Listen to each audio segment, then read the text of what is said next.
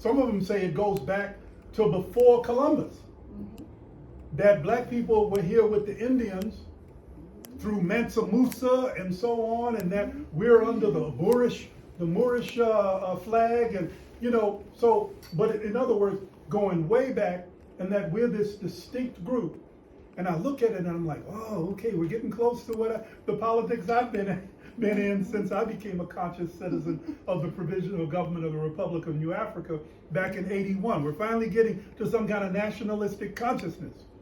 But then I don't see them do that. It seems like they just want to get the money, and then they're going to go and be some black people with a lot of money in the United States. I don't know that they're going to pool that money and try to build a nation. I don't know what they're going to do. They don't really say.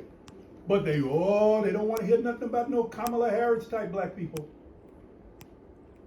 They don't want to hear nothing about no Barack Obama type black people, because your ancestry doesn't go back to the enslaved people before 1865.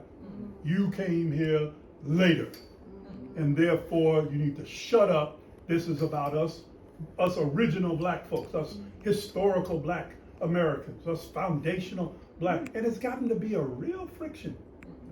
Right in Boston, we have been trying to, in Beacon Hill, trying to get a state bill.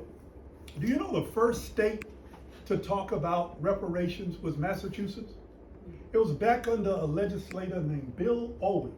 And I'm talking back to the late 80s when NCOBRA was founded, when John Conyers got the idea of H.R. 40, the House bill to study reparations. And he put that forward in '89 from talking with Bill Owens of Massachusetts, who had been talking the reparations talk in Massachusetts. Okay? But California has come up with a study commission, done the report, and has gotten policy going in certain parts in California already. New York has a legislature, has approved a commission. It's moving forward. You got other states, and Massachusetts, we can't get our act together, and we were originally the first. What is wrong? What is wrong is it's come up at least 2 years now in the legislature, and when they're starting to cut deals on what legislation is going to be brought to the floor and what they're ready to go, it came up, there were two different ones talking reparations.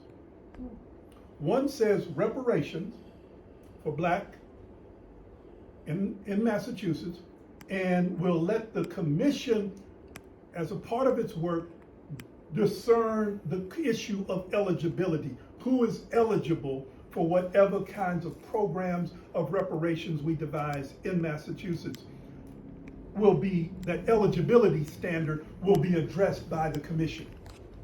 The other bill says we want, it already declares who's eligible. Those who are eligible are those who have ancestry that was enslaved in the United States prior to 1865. Those are exclusively the subject of the commission. The commission will not entertain any other forms of racial discrimination against any other kinds of black people or people not of that lineage. It will only address a reparations program for black people with that particular kind of lineage. So the two bills are there, and the Speaker of the House, whatever they call it, or the Senate President, whoever has to make the decision, is this bill ready to go up? They called in the sponsors, the legislators who sponsored, said, okay, you kind of got two things here saying something about reparations. Can we merge these? Can we get this together in some way? We're not going to send, I won't send both to the floor. So first year, they sent it up, the two groups are like, yeah, well, we're not really talking, blah, blah, can you just send ours up? And the other one's like, no, you can't send it, you must send ours up. So they did nothing. This year it's come back around again, it's the same thing. I don't think any of them is moving to the floor, because again, there's two different bills along the lines I'm describing to you. So nothing is happening in Massachusetts. Again and again, we've had meetings of all these people. We seem to get to the point. I don't know if y'all know Jemadari Kamara, but he teaches at UMass Boston. longtime stalwart in the movement. He was on the National African Americans Reparations Commission. He thinks he's got to deal with, he brings all the communities together, all the interested parties. You know, he's made the point, look, we're not opposed. Maybe the upshot of the commission will be, let's start reparations strictly with the lineage standard of black with ancestry in the United States who were enslaved. National blacks. Okay, maybe we'll start with that. But let the commission debate it, hear all different sides, study it, and make the recommendation in their report. And then it seems like they're all agreed, and then when it gets down to the next step, somebody comes and says, no, it must be a lineage bill, and it must be based on this lineage, and it falls apart. What we think is a unity falls apart.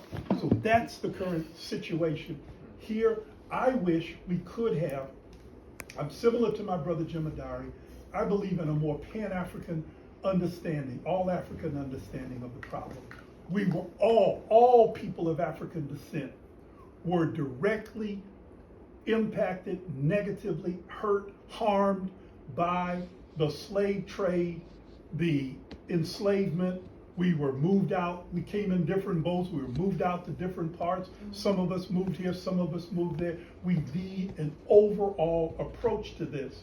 Maybe some particular projects will be lineage defined, maybe other projects will be broader, but let us start from a position of unity that all of us as Africans were harmed by slavery, and we ought to support the problem universally across all the diaspora.